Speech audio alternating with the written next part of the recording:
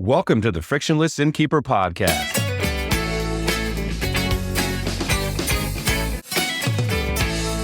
Coming right up, fresh tips and insights from lodging professionals aimed at helping you improve your business. Our podcast is brought to you by the Frictionless Guest App, the digital concierge that helps your guests to live like locals. Learn how at frictionlessguest.com. Steve Short, how's it going? Doing well, Matt.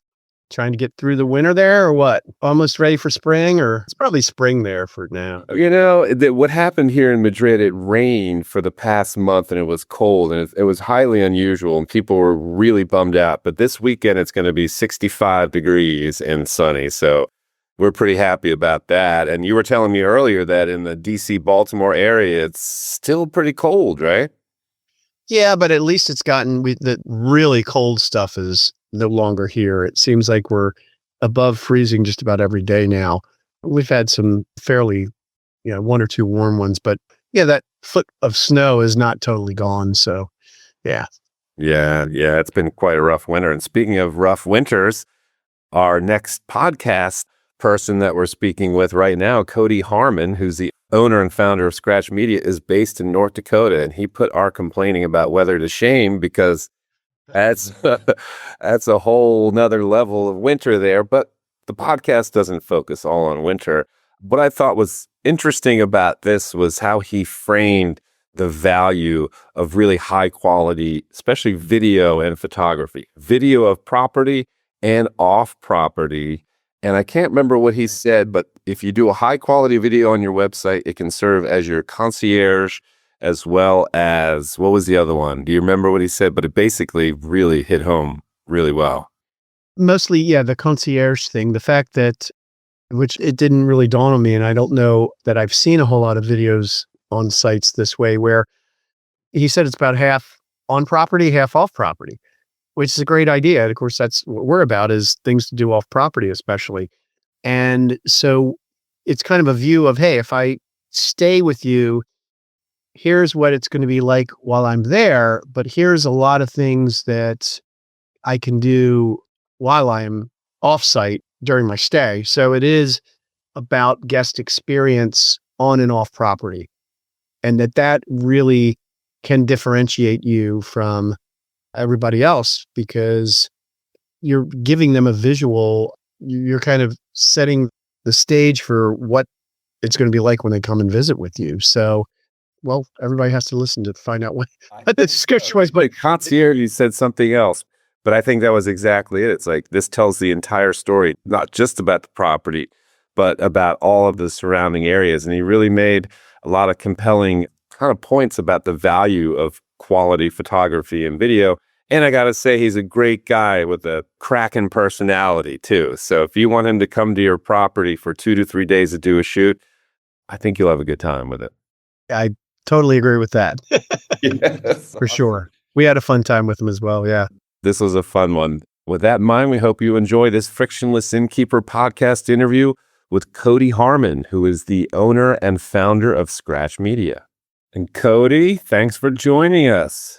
Hey, good afternoon, Matt and Steve. Thank you so much for having me. I'm excited. Great to have you. Steve Short, how are you? Doing well, Matt. What's going on with you? Same old, same old. I mean, here we are recording in, what is it, February already? And I don't know, did the winter chill stop in the DC, Baltimore area? Is that still going on, Steve? The snow is slowly melting, but I wouldn't say that the winter chill is gone. So yeah, it's been quite a winter. The thrill is gone, using the song reference, Mr. B.B. King, but the thrill of the winter is gone.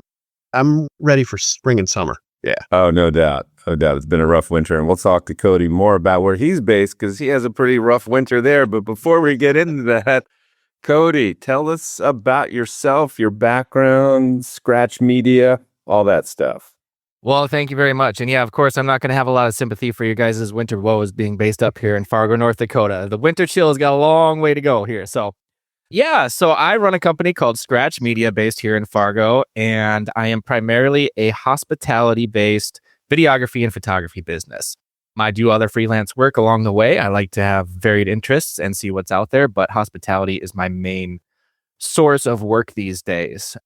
I came up just working random videography jobs where I could find them. I started in television news here in Fargo, which was an incredibly varied position. You're doing a little bit something different every day. It could be an air show one day, it's a murder trial the next. And I found it was a young man's game.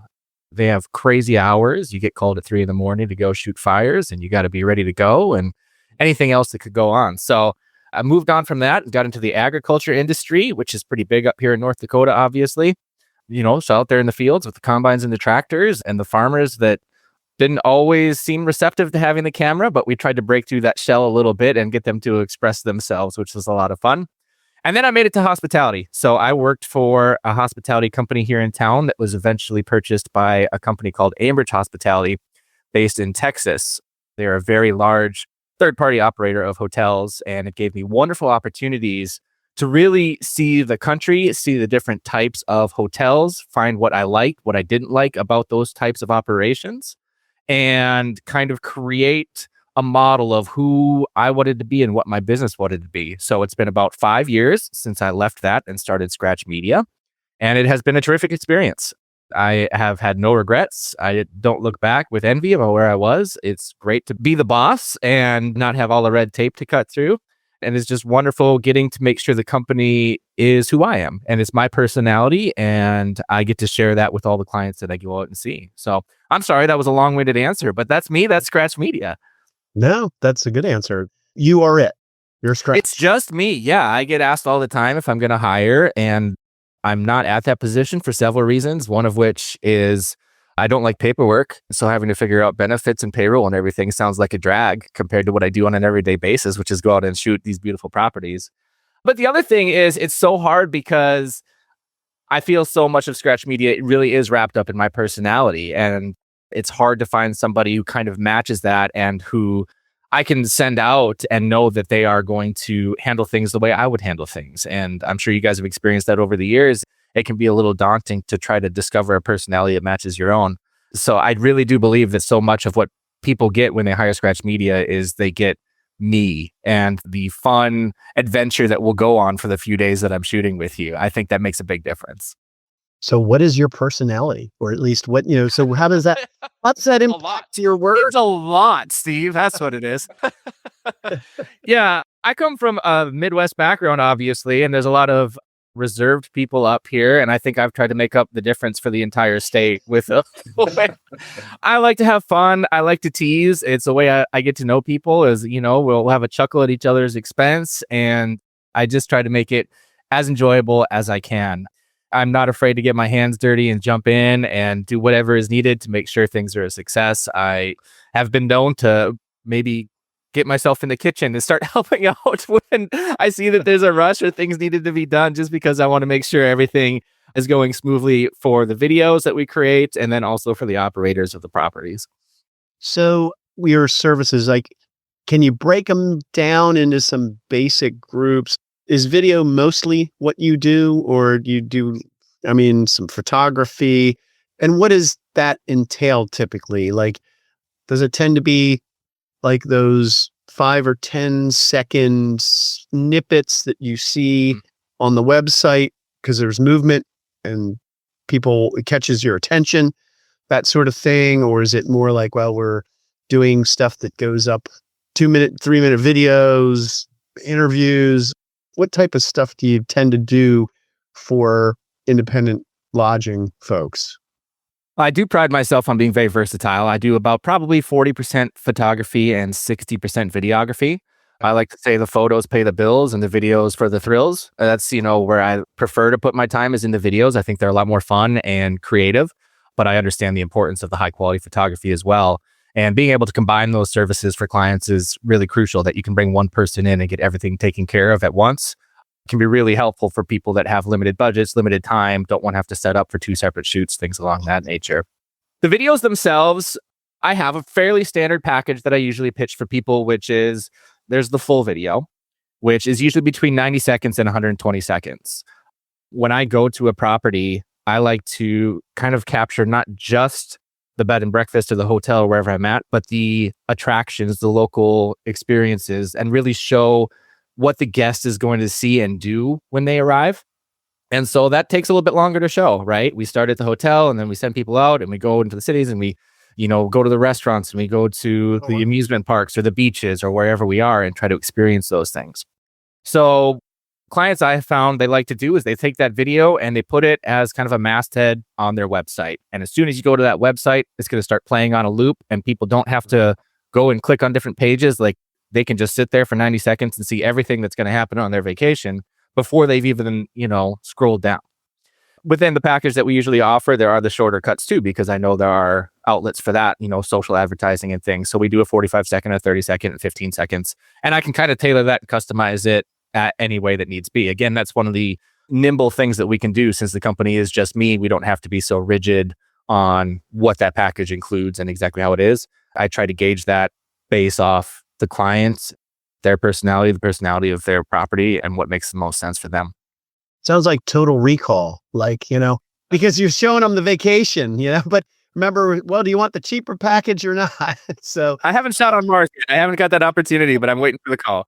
I didn't think about that. I just kind of assumed it was just property-based stuff. And of course, the Frictionless Guest App is all about really what to do off-site mostly. And so that's interesting that you're actually going out, and that's totally in sync with what we believe. But what you're saying is the draw is if somebody comes, they're wondering, do I book here? They want to see the property, obviously, but it's also about the experience off property that you consider is pretty important. And how much of the video typically is off-site stuff? Yeah, I'm glad you guys are in pace with what that mission is, because I don't know anybody that goes to a hotel and bed and breakfast just to stay there and not do anything else, right? They're looking for a place to stay and be comfortable and enjoy themselves while they go out on these adventures. So I would say the videos usually end up being about half and half. We'll start at the property, go out in the town, come back to the property to finish. So there's kind of that story being told. And we have the bookends of the property featured on the website there. And I think that's really crucial. It's not something that's usually involved when you do just the photography, because you're trying to get those high quality images of the bedrooms, of the dining rooms and everything like that. But this video allows you to have so much more creativity in what you're trying to show your guests. I equate it to having a tour guide that is just constantly up on your website for you. Again, you can scroll to those pages and they usually have local attractions and it's a link to the website for the park district or whatever else, and you're going to a whole bunch of different sites and it's kind of cumbersome and everything like that. Whereas when this video plays right away, it's contained, it's one package right there for you to enjoy. Yeah, no, that's cool. Now, just curious about, I'm curious about multiple things, but like equipment's one of them, but also it makes me think about seeing sites for properties. And I guess it's the properties that are larger, like, maybe they're waterfront or whatever, but I see drone video stuff. So if it's a property where the property itself is so impressive overall, meaning not just the house or whatever, but the whole thing is really impressive. So do you do any drone type stuff, or is it all just, on land? Drones are pretty expensive, but I got a decent arm. I can throw my camera up pretty high. I've got a drone, fully licensed and certified to be a commercial pilot for the drone. And you're absolutely right. I think the word breathtaking comes to mind when you see some of those drone shots. It gives you a whole different perspective rather than driving up to the property. You're coming from above and you're seeing everything that's taking place around it, whether it is the beach or the mountains in the background, anything like that. And I think it's fun just for, the innkeepers to be able to see their own place that they've seen a million times, but they see it from an angle that they've never seen before, right? Whether they've been there 5 years or 25 years, you're capturing something that they've never been able to see before. And I think that's kind of a thrill to show that to them and just have them kind of gasp and say, oh, I had no idea that we could look like this, that could be a part of it. Yeah. The drones, I think it really is a selling feature for any place that has environmental perks. Yeah. So like you said, it's the beaches and the hills and the ocean fronts and everything like that. It can really sweep you away. And then the on ground or on site type stuff, you must be using some sort of equipment that's beyond an iPhone, a high-end iPhone or something, but I don't know. I mean, how do you do the video and the photography? I'm assuming that, it's heavy duty, expensive equipment that you maybe not heavy duty, but expensive stuff that the average person, is not going to have. Is that right? Well, after carrying it around for 3 days all over town, it does feel pretty heavy duty, but Yeah. I've got what is called a mirrorless hybrid camera. I use it both for the photography and the videography. And so when we're doing the photography, we get the tripods out, we get the steady shots, we make sure everything's absolutely perfect for that. When we're doing the video, that's usually quick movements. We're trying to get around and do things. And I shoot on what's called a gimbal. I don't know if you're familiar with a gimbal, but it is kind of like a handheld tripod that has 3 different motors on it. So kind of as I'm moving around, it's steadying that camera for me. It's a nice, easy way to have good looking footage without having to set up sliders, without having to set up boom arms, everything like that. I can really control those shots with my hands in a way that doesn't consume a lot of time. I understand that in the hospitality industry, we can't shut down for a day to do a shoot, right? I mean, we're open 365 days a year. So I have to be able to make sure I'm making the most of the innkeeper's time, the hotelier's time, that we don't have to close off these huge areas. I can get in there quick. We can set up a light or two real fast, make sure everything looks great, and I can get around and do a couple takes, and then we move on to the next thing. I've been part of productions that are quite a bit larger, quite a bit more expensive, quite a bit more gear, and it blows my mind how long they could take to get a single shot. And the results are terrific. I won't deny that. But, if we're getting you 85% of the way there with 15% of the investment of time and finances, I think that's a huge advantage in this industry where, like I said, there is no closing down for this type of activity. Talk about your typical shoot or whatever.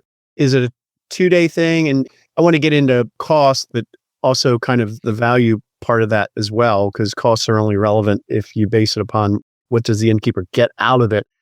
So what's a typical package, or what's sort of average for, like, let's say I have a 7-room bed and breakfast and I say, hey, Cody, I want video and photography, whatever, on my website that really represents and looks professional and all of that. And I think that's going to be worth it, so that when people come to my site, they see who we are, more chance of booking.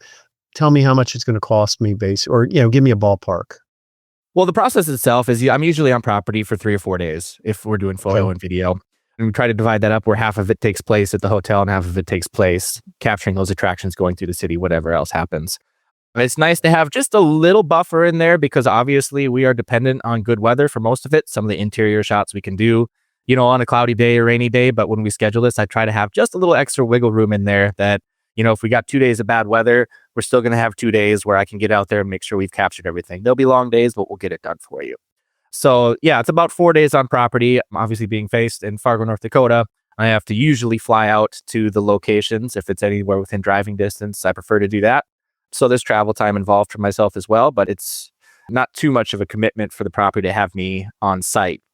Pricing, when I price a video package for this type of thing, it's usually in that $4,500 range. And that kind of gives you what I was explaining before of the long video, the shorter videos, and then any customization that you need, right? And then, there is a thing, and I hate to even advertise it on this podcast because I'm going to really piss off other videographers because I don't know anybody else that does this. At the end of the shoot, I do offer up the raw footage to the property. What I've done, everything's shot in a very flat log format, but I do a little color correcting and I cut it down to the best clips, which could be, 15, 20 minutes of raw footage of just great clips back to back to back. And I like to give that to the property. So if they have somebody on staff that just wants to crank out, a couple quick ads, that they can just grab those clips, put them together and have it done. And that's not something that anybody else usually does. There's licensing fees, there's rights involved, everything like that. But I'm under the impression that you've hired me to capture this footage for you. So that's your footage, right? If you hire me to make you a sandwich, that's your sandwich. I can't take it back later just bit by bit and say, no, you got to pay for the tomatoes now to get this back in there or anything like that. So it's the service that I provide. That's what you're paying for. And I want to make sure that you have that.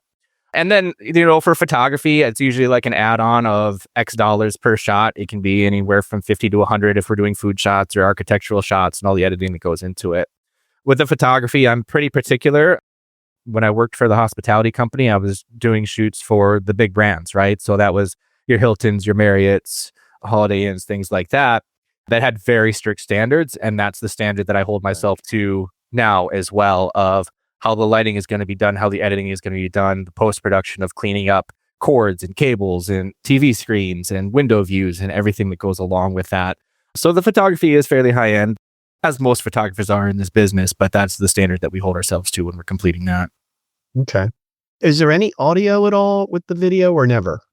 Yeah. So the general format, what I've discussed is, we have that video playing and I have some background music that we've gotten secured rights to that plays in the background. And again, I try to match that up to the personality of the innkeepers. And then there's usually some Foley, some sound effect works of, okay, we're right by the little stream that's going. We're going to put a little in here. We're going to have the birds tweeting as we're walking down the paths. We're going to have the sizzling bacon on the pan for as we're cooking breakfast, things like that.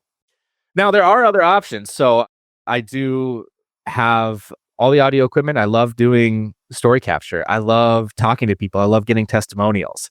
This is another thing that we can do. And I've done it for some resorts, kind of in the Minnesota area.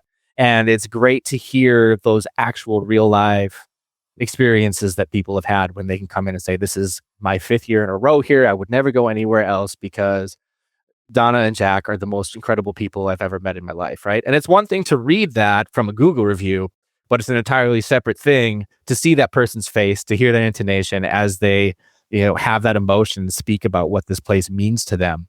And it's also great to get the testimonials from the innkeepers and the owners themselves. I love to see who's going to be taking care of me. And so when you see the passion come through in their voice of what this means to them and why they do it, day in and day out, 7 days a week, 52 weeks a year, like I love seeing that. And it's just like, oh gosh, I want to go stay with them. They're so cute, Right. Yeah, no, I'm the same way as a guest. It would mean the same thing to me. It's like, yeah, if I can, it's all about the human connection thing for me. And yeah, I think that's why I was asking, because I was wondering, do you interview the innkeepers? And maybe it doesn't work for everybody, right? Maybe it doesn't come across that way, but I would think that if it does, you'd want to incorporate that. I just wasn't sure with that 90-second running video. Like sometimes it can be annoying to me when videos all of a sudden start playing and there's real loud and all of that, It's like, yeah, because it seems like most of them that I see don't have any audio. So correct. So when we're talking about that masthead video, that's not where we would put the testimonial. The testimonial would go more on the about us page of a website. And that's kind of meet the owners, meet our guests, who we are type of situation. So that's kind of like a separate thing that's involved. I agree with you. We don't want to be blaring people with somebody coming and talking or loud music or anything like that. And I do try to work with the innkeepers, making sure that I know who their website designer is. So we get the right format. So we're designing it together. So everything matches up. When I give them those deliverables, they're not going to run into a bunch of issues on the back end of how do I get this online to make it look good and everything like that. We want to make sure that's taken care of before we get to that process. So I do try to work with them beforehand and get that information. So we're all in alignment. Yeah, that makes sense. Now, sounds like you don't really have any geographical restraints, right? I mean, but I guess, do you charge like the approximate rate, like the 4,500, that would include travel typically, or? No, I'm glad you brought that up, Steve. Travel is separate, right? Because I want to make sure it's fair for everybody that you're getting that work package that I've promised everybody at this price. And now it's going to be travel on top of it. Like if it's somebody just across the border in Minnesota, I can drive there. Well, we don't have any cost for that. But if I'm having to buy flights, now I'm having to check bags with my gear. There could be car rental involved.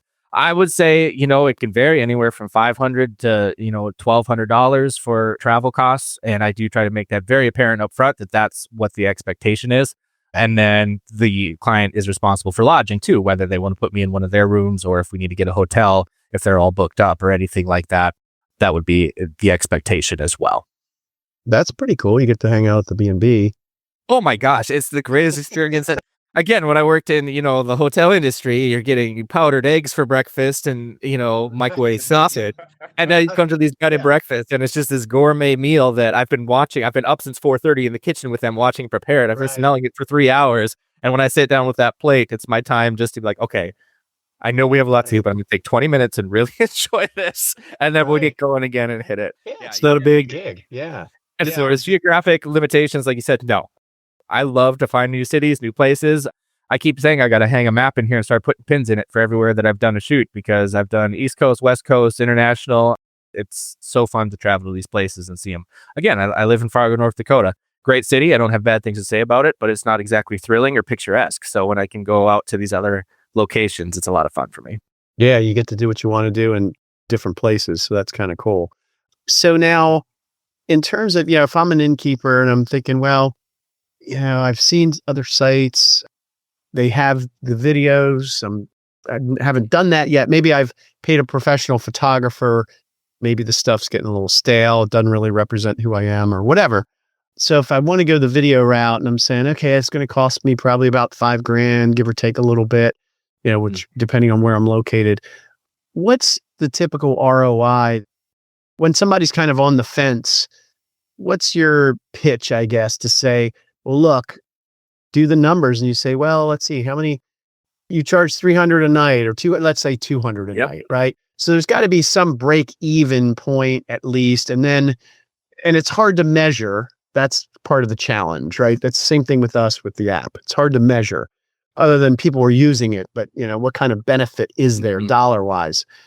But what's your typical pitch to say, well, here's what I see. And, plus I wonder, is it usually this stuff lasts there's a limited life, right? It usually lasts 2 to 3 years. I mean, I don't know. Let's say I'm the innkeeper and Cody, I love my inn. I want to do video. I want you to come on site, but I'm kind of hemming and hawing about the cost. How do I know it's worth it? You're extremely right that it's hard to measure the return investment on something that's so obtuse as a video. But what I would try to say is think of the cost it would have to hire a concierge, to hire a front desk agent, and what you're going to pay for those types of things in the long run, because that's what this video is serving for the innkeepers. When people go to that website and they see the video, they're getting that experience of they're getting a terrific welcome. They're getting information about the property. They're getting information about the location, and they're learning all the best places to go and see and do while they're there, right? That's time that you don't have to take explaining it to them necessarily every time they arrive. That's things that they're going to see before they even book, right? So if they're comparing different sites and this is the one that has the video, that's where the retention is. That's where their mind is going to come back to, is that feeling that they got when they saw that. I think that, we talk about the importance of high quality photography and it's an essential thing, but the video provides something that's so much more emotional of a connection when you can actually see the movement and see yourself in that place. And I think that is where the value lies in producing a video to have on the website. So like I said, it takes the roles of multiple different people that you could hire to do certain things, and it has something that's constantly there. As far as lifespan of these things, I do hope that we're getting 3 to 5 years out of each of them. I try to make them as timeless as possible. Whenever I'm shooting somewhere, I say, let's turn off the TV screen so they can't see that Super Bowl 56 is on in the background, and we know exactly what year and time this was. And we go to any measure that we can to try to make sure that this doesn't feel dated.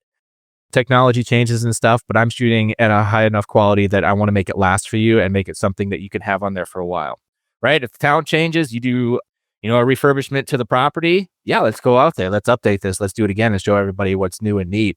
But other than that, I would hope that you get a pretty good jog out of these.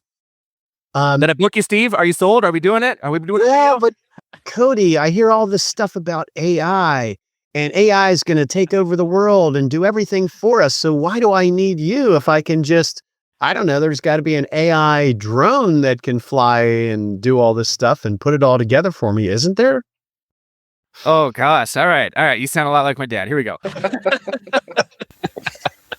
I do admit there are AI services out there, and for certain people, that might be the answer. For the type of client that I'm looking at, that's just not the right answer, right? People run a bed and breakfast because it's unique. It has personality. It's boutique. It is who they are. And you're not going to ever receive that type of production with anything that you do AI. What we're doing is we're doing a very personalized, bespoke production that reflects who they are and has that human emotion of it. Like that's, again, a big part of why I haven't hired anybody, because I want to have that connection with the owner so I can really feel them, right? What is important to them? What are they trying to get across with their messaging every time a guest walks in that door? And how can I better put a megaphone to that experience for them? And AI, the quality obviously isn't where it is with real production artists at this point. Maybe down the line that happens. But again, even if the quality is there, you're not going to have that personalized, just really hits when you watch it type of feeling. So, and it's not just for the guests to see. Again, it's for the owners. Like I said, when you have that drone shot come over and they see it from an angle they haven't seen before, you're showing them their property in a whole new light. And it is just an awakening for them to see the product of their hard work and to see that and have that memento forever of what, like, oh my gosh, look what we did. Look what we're running here. I think it's just so fantastic. I go back and I watch these videos months after I've completed them. I go and visit the websites and I watch it and I'm just enamored with it of when can I go back? Because I watch that again and I get all those emotions that come back through me, all those feelings. And it's just like, let's book it. Let's go. Yeah, that's cool. And plus, I mean, the other thing, especially with what you're doing when you're going out and doing video of what's going on around town and talking to people or whatever. I mean, I don't know how AI is supposed to come up with that, right? I have no idea. Yeah. And even if that were the case, I mean, innkeepers don't really have the time to learn the AI to do that, right? You're still going to have to hire somebody to produce that. And if you're hiring somebody, why would you hire somebody to put it into an algorithm when you can hire somebody that's going to come out and be part of that hospitality experience? Yeah, I would think that, while there's some threat, if somebody's looking for a real cheap turnkey video, that AI, is out there to possibly do that. But otherwise, I think it is the real human element that AI is never going to be able to replace. And I certainly hope that that's the case with what you do, that you'll be needed for a long time. I hope that's the case. Yeah. I mean, I think I could probably go out and get like a podcast host, AI host pretty easily, because I'm asking all the questions. I might just have Matt record his intro and outro and just have pre-recorded, or just get his voice and put it into AI and have it talk back to me or something. Well, that's what I was going to say. They have those now where they can record my voice at different times and then could just completely take over. 100%. Yeah. As long as you're detailed with the prompts of make sure you include references to 70s music and everything else. Yeah, exactly. Yes. A lot of rock and roll references. Yeah. And speaking of rock and roll references, when you were saying, Cody, about how you kind of give over the master tapes, if you will, to the clients, I thought immediately like, wow, it's like unlike most record companies keep the master tapes and the artists don't really get much out of it. That's very similar. You just say, here's the masters. You do with them what you want. That's really cool. It is a nice perk. Some people have no use for it. They have no desire for that, and I put that out there and they never download the link, and that's totally fine. But for some people, that's a big draw of, we don't always have to want to reach out and see if you can edit something else. We have an intern, we have my daughter, we have whoever that has enough editing skills that they can throw something together in a hurry for a Valentine's package or whatever, right? So they're going to show the shot that we used of the wine glasses on the bathtub, and they're going to have that in slow motion, and they're just going to have some text over it for, Facebook ads or Instagram ads or anything like that. So it is a perk. And not only that, but again, it's like seeing kind of the raw footage from your wedding day as opposed to the edited version. Like all those moments that you missed that you didn't realize that were happening, and you can go back and watch those again. And it's so neat, again, to see maybe this shot didn't make the final cut, but it's an interesting perspective of this room that you've never seen before, or this event, or, maybe we've used some of your family as actors or actresses within these, which very is common, of people can bring in friends and family to come stay because they know they understand the property as well. And now you have that footage of them that you can have, even though, if it didn't make the final cut, but you have that, and it's like another memento that you get to keep. Yeah, that's cool. Don't put my contact out for it, because other videographers are going to yell at me for this. We are not supposed to do this. Yeah, no, I hear you. So before we wrap up, I have one more rock and roll type question. Does anybody call you Commander Cody? Oh, Commander Cody. Let's see. Is that cover of the Rolling Stone? No. That's Dr. Hook. Commander Cody and his Lost Planet Spacemen, and they did Hot Rod Lincoln was their song. Oh, Hot Rod Lincoln. That's phenomenal song. Yeah, And actually, drinking here. yeah. I used to play it for when my sons were a lot younger, and they loved it. With all the guitar noises. And actually, the guy that played guitar for them, even though they were a West Coast, like a California band, I believe, Bill Kirchen, he was a guy that was from the area where I am in Maryland, kind of Baltimore, DC. Yeah, I saw him live at this was probably about 15 years ago, and he was phenomenal, like an outdoor kind of show when he was in the area. I don't think he's in the area anymore. He's probably in his late 70s now, I guess, if he's still playing. But yeah, Commander Cody has lost. I'm afraid I've never gotten that one. The nickname I get the most, I shoot at I grew up in the Scouts, and I work at a scout camp that's near here. So I go back and work with them. And it's just easier for people to call me Camera Dude. They don't have to remember names or anything else. So it's just, I'll say this Camera Dude. So that's about as close as a nickname as I've got. Good deal. Well, let's make sure we get your contact info, or at least over the airwaves here. I guess I'm dating myself by saying that. We'll put it in the show notes, right, of the podcast. But tell everybody if they want to get a hold of you, how they can do that. Yeah, absolutely. The website is scratchmedia.co. When I started the company, I could not afford the M on the end of it, unfortunately. And I can't imagine how much work I've lost. That wherever non-existent email address of Cody@scratchmedia.com is getting loads of jobs, and I have no idea where it is. So yeah, the email address is Cody@scratchmedia.co. I try to tell people that the .co is short for Cody. Hopefully it helps them remember that that's what that is for. Yeah, and the website, you can reach me out there. I have a lot of examples of the work. When somebody reaches out, I put together a custom proposal kind of based on what their project is. I try to give them examples of things I've done in a similar vein so they can get an idea of who I am and what the work looks like. And then always happy to jump on a call with anybody. As you guys have seen, I'm a bit of a chatterbox and love to talk with people. It's that spirit of hospitality. So anything I can do to try to help them be convinced that this is the right option, I'm going to do it. Yeah. Join the club on being a chatterbox. So I warned him before we hit record. Yeah. Yeah. Matt, you want to finish this up here? Sure thing. Cody, before I do my little outro here, anything else to add or anything we may have missed? I really want to say my gratitude for getting involved with some of the boutique innkeepers and these bed and breakfasts. Having worked with larger companies, like I said, the Hiltons, the Marriotts, it is so refreshing to get into this market that does lack the corporate overhead, the lawyers, the red tape. And my advice to anyone who is producing things in this business is express yourself. You don't have people telling you have to follow this format and you have to include these things and everything else that's involved with that. And that's why I really love being part of this smaller industry is we get to go out there and talk to these innkeepers and say, who do you want to be? What face do you want to show? And we can do everything in our power to make that happen rather than having to follow a script, having to follow a model, a template that's been given to us after it's been revised by a team of 46 lawyers, right? We get to go out there and have some fun and make it what you want. So I just am so grateful, so thankful to everybody that brings me out to their properties. And I look forward to many more in the future, I hope. Also, again, I'm in Fargo. So anybody in those southern states, if you need a shoot in December, January, February, there's discounts to be had to bring me out of this cold tundra for 3 or 4 days. Let's make something work, huh? I sympathize. I don't empathize, but I sympathize. Thank goodness I don't empathize. All right, cool. Well, I'll take us out. So this concludes this Frictionless Innkeeper podcast interview with Cody Harmon, who is the owner and founder of Scratch Media, which is a provider of videography and photography services for independent lodging. And our podcast is brought to you by the Frictionless Guest App, the digital concierge that helps your guests to live like locals. Learn how at frictionlessguest.com. Once again, that's frictionlessguest.com. And Cody, thank you so much for your time. Appreciate it. Appreciate you, gentlemen. Thank you so much. This is a lot of fun. Steve Short, thank you as always, my friend. All right. Thanks, Matt. Thank you, Cody. We appreciate the time. Thank you.